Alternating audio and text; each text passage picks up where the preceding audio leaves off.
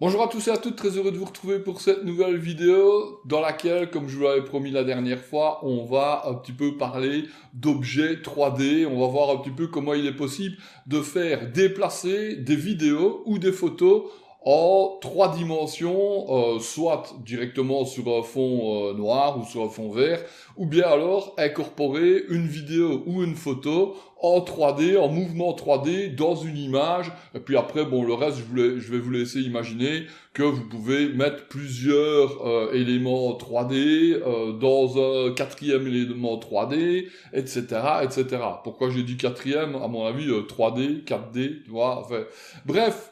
On va se retrouver sur mon PC et je vais vous montrer comment on peut faire ça grâce à des mouvements de piste. On se retrouve sur le PC. Bon, voilà. Pour les plus observateurs d'entre vous, vous verrez que mon regard change de côté. Pourquoi? Tout simplement parce que je suis en train de changer la disposition de mon setup. Je sais que vous en avez rien à faire, mais c'est pour ne pas... enfin, c'est pour justement que vous sachiez, et pour ne pas qu'on me dise, tiens, tu regardes plus à droite. Non, parce qu'avant, je regardais là, mon écran était là, et maintenant, mon écran est là. Vous en foutez, hein, je sais. Bon, donc, on est sur mon PC, et vous voyez que j'ai ouvert ici une photo Twitch. Oh, quel hasard!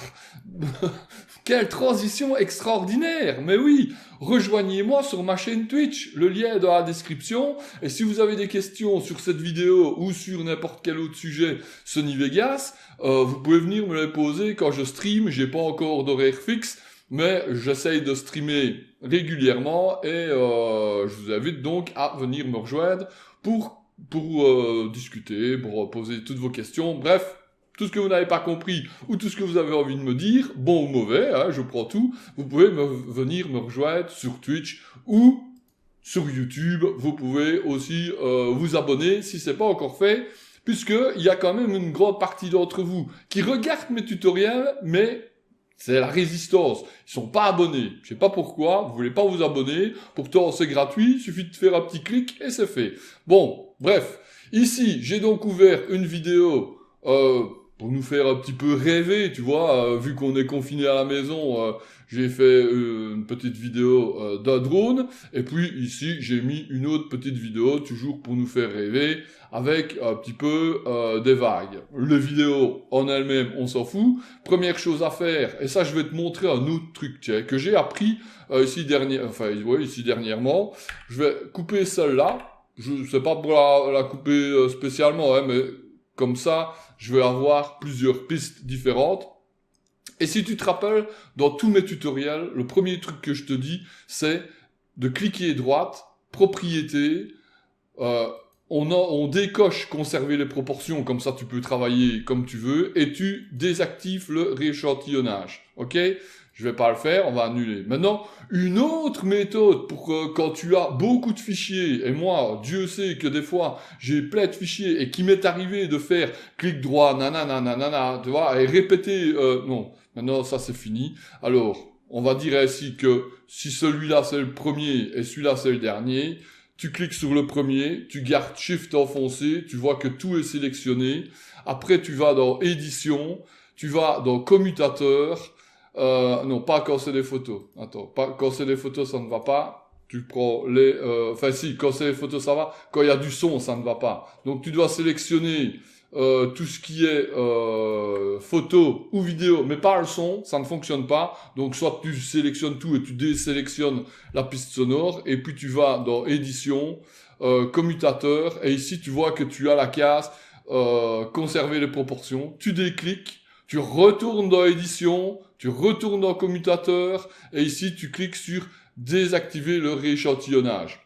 C'est magique. C'est merveilleux, et honnêtement, depuis que je sais ça, je travaille plus de la même façon quand j'ai beaucoup de fichiers, tu vois. Pour sélectionner tous les fichiers au cas où tu en aurais beaucoup, tu aurais beaucoup de pistes et tout ça, tu as toujours ici le petit sélectionneur que tu peux cliquer et qui te donne le petit carré, et tu vois, à ce moment-là, tu peux cliquer comme ça, et si tu ne veux pas prendre ça, tu as encore la possibilité, mais là alors c'est piste par piste, de clic droit, et de sélectionner tous les éléments jusque-là faits. Et tu vois qu'il sélectionne tous les éléments jusque-là faits. Mais là, alors, c'est uniquement sur cette piste-là et tu devras le refaire sur toutes les pistes que tu as fait. Bref, le plus simple, c'est... ça ne marche pas. Hein, le clic gauche que tu gardes enfoncé, ça marche pas. Mais donc, le plus simple, c'est d'aller soit chercher le petit sélecteur là, ou alors d'aller... ou alors... J'ai oublié. Donc d'aller chercher le petit sélecteur là, ouais, ou alors de cliquer tac tac tac tac et de sélectionner tout ce que tu veux sélectionner, ou de clic droit et sélectionner jusqu'à la fin. Bref, ceci étant, quand tu as enlevé les proportions et le rééchantillonnage, je vais te montrer maintenant comment on peut faire des mouvements de piste. Alors, on va parler d'abord des mouvements. Je vais en rétrécir un. Donc, quand tu ouvres ça, hop, je vais ramener cette fenêtre là ici. Je vais pas te réapprendre, donc finalement je vais la réagrandir peut-être. Attends, hein, je vais la réagrandir si elle veut bien, c'est réagrandir, voilà. Donc, je vais pas te réapprendre le panoramique et recadrage, hein. Tu sais que quand tu cliques sur un coin, tu peux agrandir ou rétrécir la fenêtre, tu peux la faire voyager dans la fenêtre principale comme tu veux, et tu sais lui faire des mouvements grâce à la timeline ici. Donc si par exemple tu veux qu'elle grossisse, on va dire petit à petit, tu peux mettre un point ici avec le plus, et puis aller ici remettre un point, la faire grandir un petit peu, tu vois, et puis alors à la fin remettre un point où elle serait par exemple ici, et voilà. Donc là, si on prend l'image en elle-même, ben forcément tu vois que la vidéo va en même temps qu'elle défile, va grandir et elle va bouger. Mais là, alors, bon, ça, tu peux le faire pareil, hein, avec des photos, avec des vidéos. Comme tu vois, avec plusieurs pistes, quand tu mets une piste au-dessus d'une piste, ben, le truc fonctionne bien aussi. Pareil, photo ou vidéo. Mais, ça reste de la 2D. Tu peux la faire tourner, tu peux la mettre à plat, à gauche, à droite, mais ça reste de la 2D. Maintenant, nous, ce qui nous intéresse dans cette vidéo-ci, c'est de le faire en 3D. Et pour ce faire, on va faire appel, je vais prendre une piste seule, tu vois, voilà, je vais prendre la piste ainsi, et on va aller ici. Là, tu vois que tu as mouvement de piste. Quand tu cliques dessus, là, faut bien faire attention, tu vois que tu as une fenêtre qui s'ouvre, qui est ici pour la 2D. Si tu vas dans Alpha Source, ici tu vois que tu as Alpha Source 3D. Tu peux également le sélectionner, je crois, attends, hein, mode de composition. Ouais, tu vois, quand tu vas en mode de composition Alpha Source 3D, tu peux le sélectionner par là également. Mais tu vois que tu as ici, alors, Alpha Source 3D et la mise en page. Et alors, si tu as déjà travaillé avec des plans techniques, ben, tu connais la vue du haut, la vue de gauche, la perspective. Je crois que c'est ça. Hein. Moi, il y a longtemps que j'ai plus fait ça. Mais bon, honnêtement, moi, je m'en sers pas. Mais si toi, tu veux le faire, tu peux l'utiliser comme ça. Moi, je le mets en mise sur une seule page. Et alors, ici, tu vois que tu as les axes X, Y et Z. Et c'est grâce à ça que tu vas pouvoir faire de la 3D. Donc, tu te mets à l'entrée de ta vidéo. Là, ici, tu dois cliquer pour que ta vidéo soit, que ta timeline soit en direct de ta vidéo. Et puis après, eh ben, on va dire que, attends, on va commencer par la restaurer. Donc, on va faire restaurer, hop, la case. Voilà. Et là, tu vois qu'il va restaurer la case, mais à ce moment-là. Donc ici, elle va être plus petite. Et puis alors, voilà, on va dire qu'on va la déplacer comme ça, et on va la déplacer dans le plan, comme ça, ok? Et puis ici, on va la faire, pareil, on va la faire retourner comme ça, et on va la faire revenir, comme ça, et on va recliquer dessus pour la faire s'agrandir un petit peu, voilà. Disons que ça c'est un premier jet, tu vois? Donc si tu prends la vidéo, et que tu la lances, tu vois qu'elle se déplace et tu vois alors que la fenêtre bouge. Tu vois, là, elle va revenir et puis elle va Bon, évidemment, là, la vidéo principale a pris le dessus, puisque la piste est au-dessus. Attends, je vais la faire glisser là, et on va revenir sur cette vidéo-là. Voilà. Et là, tu vois que la piste bouge, elle s'incline. Tu peux, bien entendu, la faire bouger à la vitesse que tu veux. Tu vois, la coucher et la mettre en vidéo sur une autre vidéo. Donc, imaginons qu'on veut la faire glisser au-dessus de celle-là et au-dessus de celle-là. Eh bien, hop, quand tu le fais, tu vois que la vidéo bouge et qu'elle flotte, on va dire, au-dessus des autres. Pareil avec une photo. Maintenant, il faut faire très attention quand tu joues avec les mouvements de piste, c'est que tes petits points ici, tu vois que le premier petit point, il est là. Tu vois? Et faut vraiment faire attention quand tu vas bouger les points parce que des fois ça peut des fois ça peut te jouer des tours.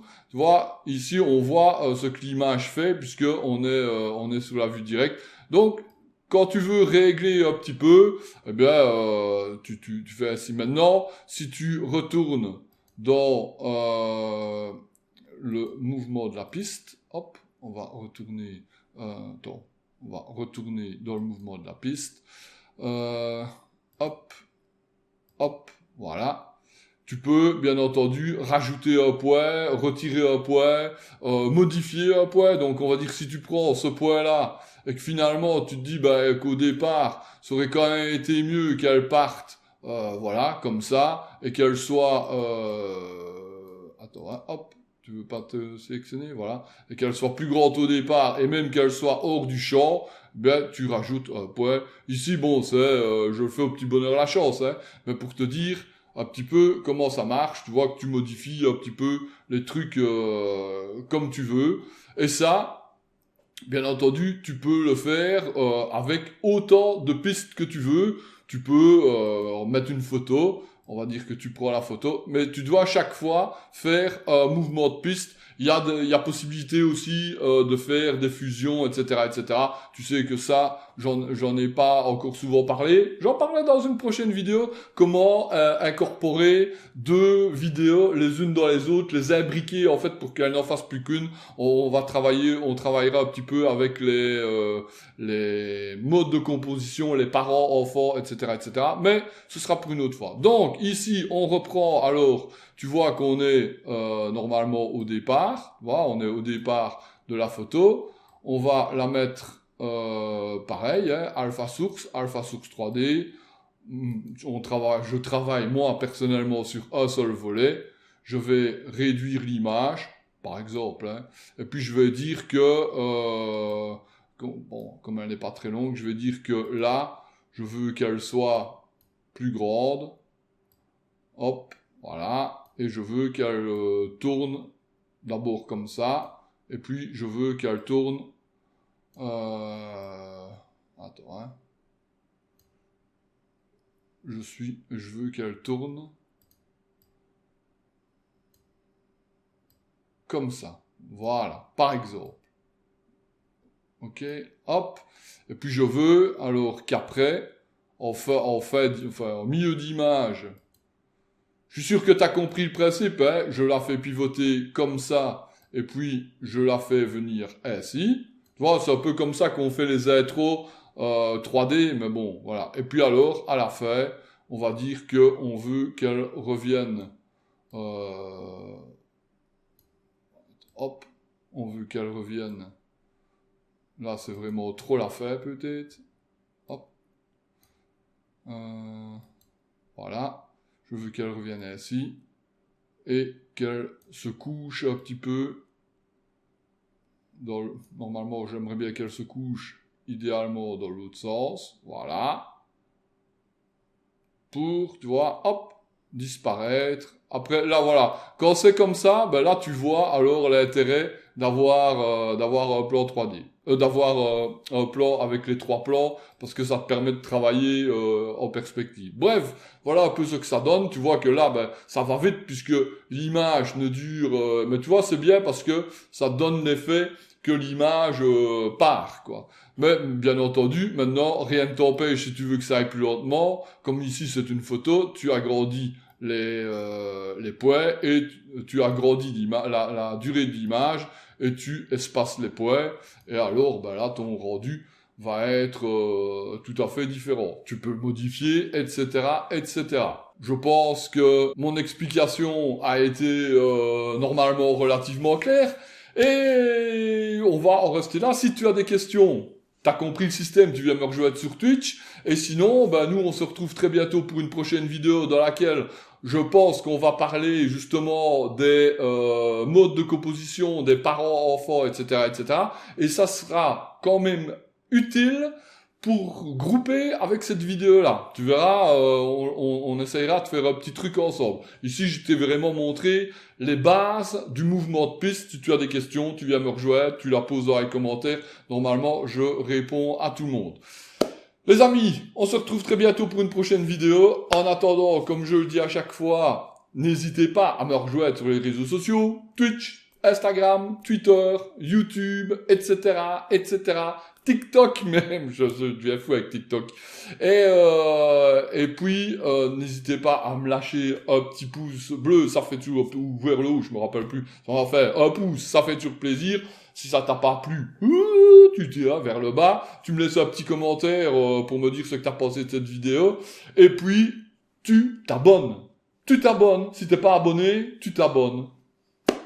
En attendant, je vous invite à prendre bien soin de vous, parce que c'est ça, ça restera ça, c'est toujours ça, le plus important les amis. Salut, à la prochaine.